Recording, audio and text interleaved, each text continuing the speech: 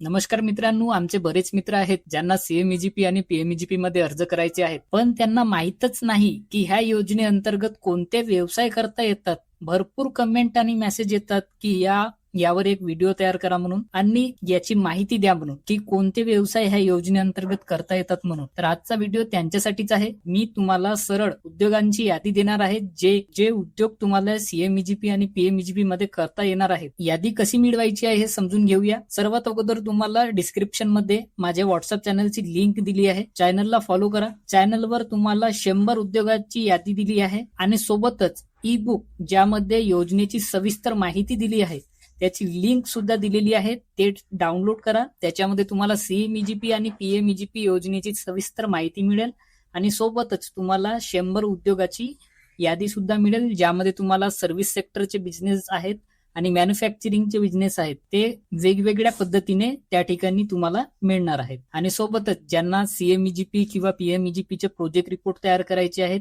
किंवा काही अर्ज करताना अडचणी येत आहेत तर माझा व्हॉट्सअप नंबर स्क्रीनवर तुम्हाला दिसत असेल.